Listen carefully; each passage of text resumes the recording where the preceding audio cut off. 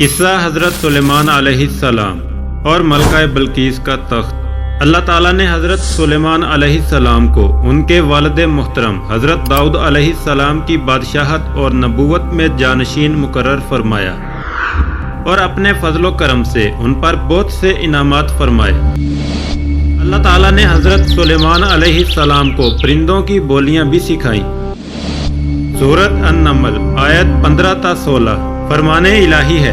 ترجمہ: اور بلا شبہ ہم نے داؤد اور سلیمان علیہ السلام کو علم عطا کیا تھا، اور ان دونوں نے کہا تمام تعریف اللہ ہی کے لیے ہے، جس نے ہمیں اپنے بہت سے مومن بندوں پر فضیلت عطا فرمائی۔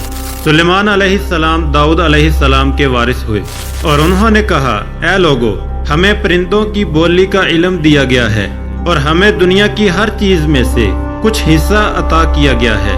بلا شبہ یہ اللہ کا واضح فضل ہے۔ حضرت سلیمان علیہ السلام نے اللہ سے یہ دعا مانگی کہ اے اللہ، مجھے ایسی بے مثال بادشاہت عطا فرمائیے جو آپ نے کسی کو بھی عطا نہ کی ہو۔ اللہ تعالیٰ نے حضرت سلیمان علیہ السلام کی دعا قبول فرمائی اور آپ علیہ السلام کو بے مثال بادشاہت عطا فرمائی۔ اللہ تعالیٰ نے حضرت سلیمان علیہ السلام کو صرف انسانوں ہی نہیں بلکہ جنات، درندوں، چرند پرند اور اپنی دیگر مخلوق پر بھی حکومت عطا فرمائی۔ آپ علیہ السلام سب کی بولیاں سمجھتے تھے، اور اس نعمت پر آپ علیہ السلام اللہ تعالیٰ کا بہت زیادہ شکر ادا کرتے تھے۔ سورۃ النمل آیت 17 تا 18 فرمان الہی ہے۔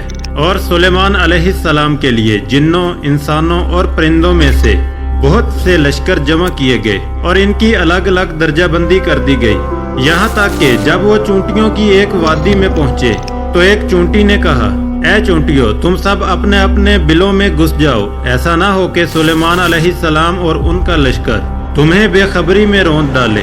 نبی کریم صلی اللہ علیہ وسلم نے فرمایا، میں رات کے وقت نماز پڑھ رہا تھا، ایک شریر جن میرے سامنے آ گیا تاکہ میری نماز خراب کر دے۔ میں نے اللہ تعالیٰ کی توفیق سے اس پر قابو پا لیا، اور میرا جی چاہا کہ میں اسے مسجد کے کسی ستون سے باندھ دوں تاکہ تم سب اسے دیکھ سکو۔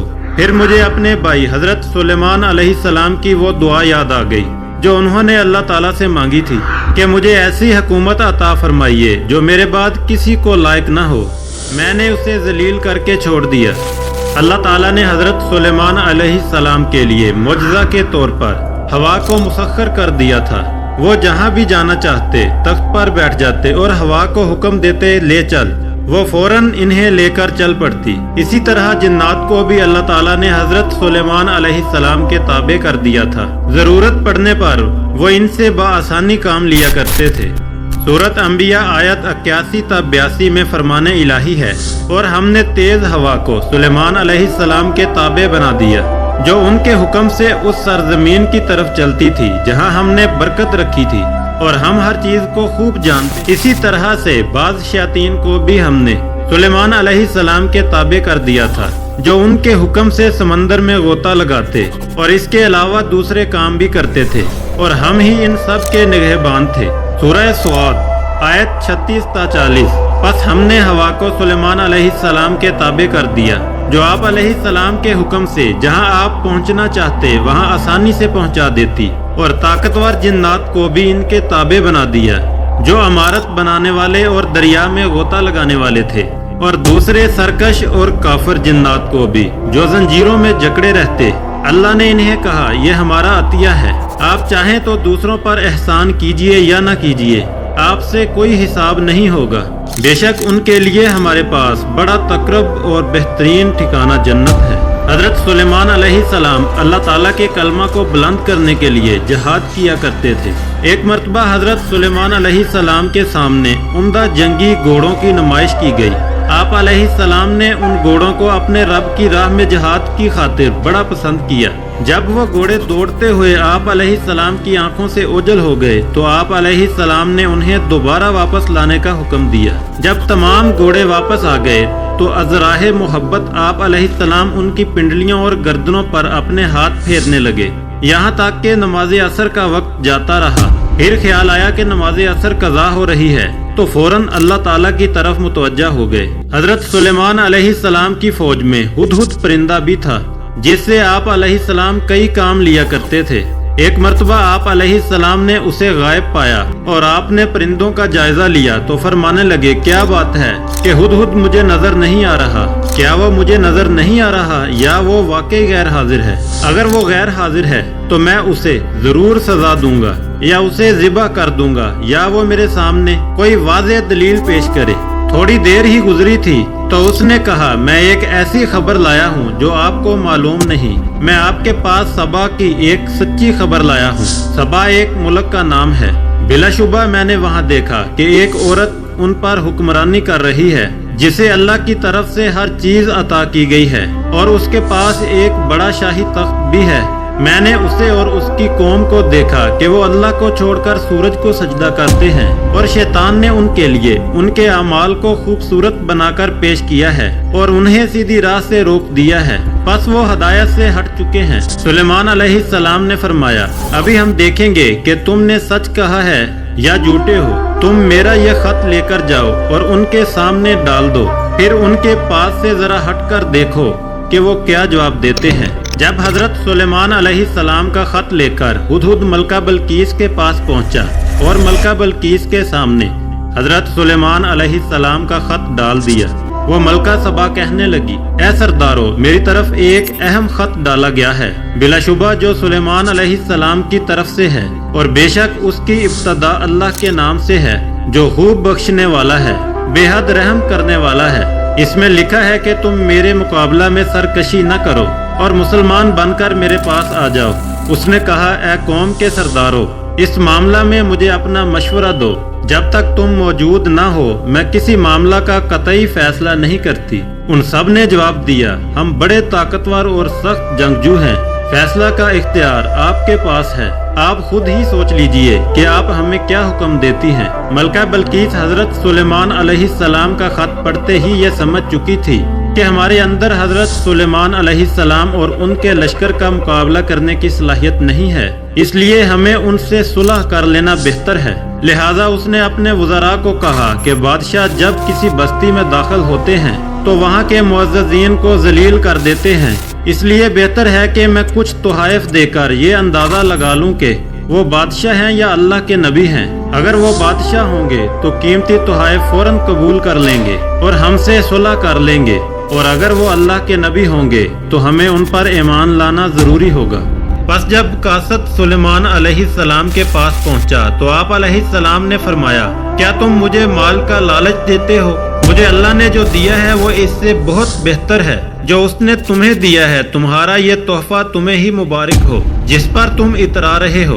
तुम उनकी तरफ वापस लौट जाओ। अब हम जरूर उन पर ऐसे लश्करों से हमला करेंगे जिनका वो मुकाबला नहीं कर सकते और हम इन्हें जलील करके वहाँ से निकाल देंगे और वो बहुत ही ज्यादा रुसवा होंगे। जब हजरत सुलेमान अलैहिस्सलाम के कासिद ने जाकर मलका बल्कीस को बताया कि उन्हें अल्लाह ताला ने खूब मालो दौलत दे रखा है, लिहाजा वो तुम्हारे खिलाफ बहुत बड़ा लश्कर लेकर आ रहे हैं, मलका बल्कीस फौरन समझ गई और उसने अपने वज़रा से कहा कि चलें हजरत सुलेमान अलैहिस्सलाम पर ईमान ले आते हैं। जैसे ही वो वहाँ से निकली, अल्लाह ताला ने बजरिया वही आप अलैहिस्सलाम को मतला कर दिया। सुलेमान अलैहिस्सलाम ने फरमाया, ऐ सरदारो, तुम में से कौन है जो उनके मुसलमान होकर पहुँचने से पहले उसका तख्त मेरे पास ले आए?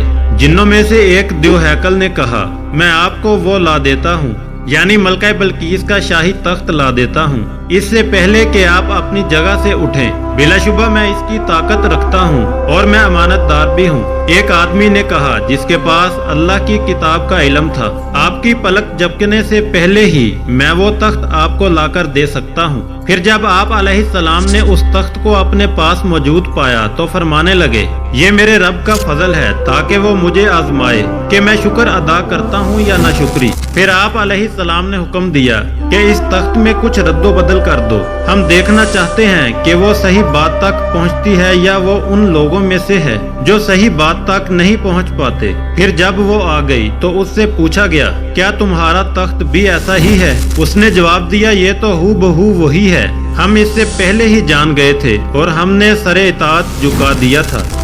उससे कहा गया, इस महल में चलो।